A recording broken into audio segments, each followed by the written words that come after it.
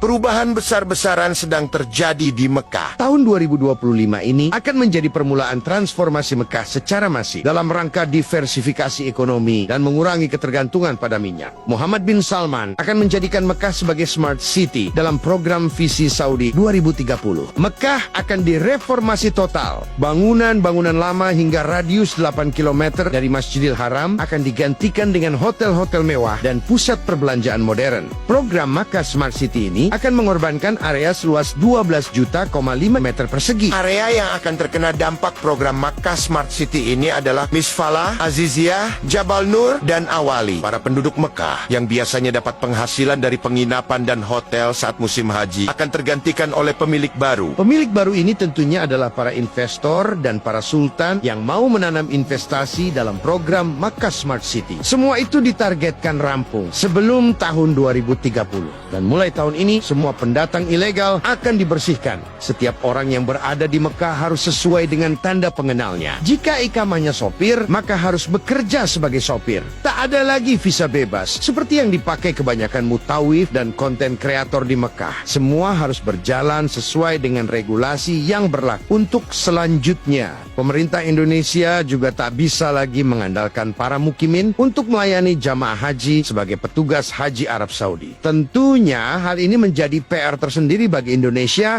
untuk bersiap sedini mungkin. Jangan sampai gagap atas perubahan besar ini. Segera perbaiki model dan strategi pelayanan haji serta kualifikasi petugas haji. Demi kelancaran dan keselamatan para jamaah haji di Tanah Suci, monopoli Kemenak atas kuota ketua kloter dan pembimbing haji harus segera direvisi. Syarat ketua kloter harus dari pegawai Kemenak dan pembimbing haji harus bersertifikasi dari Kemenak tentu akan mengerdilkan sebagian pihak. Lebih lucunya, syarat bisa berbahasa Arab hanya diutamakan oleh Kemenak, bukan menjadi sebuah keharusan. Tentunya ini sangat riskan dan membahayakan karena saat jamaah ada permasalahan, para petugas haji inilah yang menjadi garda terdepan. Mereka harus bisa bernegosiasi dan berkomunikasi baik dengan petugas Saudi. Jangan sampai petugas haji yang seharusnya melayani malah minta dilayani. Dari tahun ke tahun ada banyak petugas haji yang belum pernah berhaji diberangkatkan ke Tanah Suci. Ini kan sangat lucu dan aneh. Bagaimana dia mau melayani jamaah sedangkan dia malah sibuk berhaji sendiri?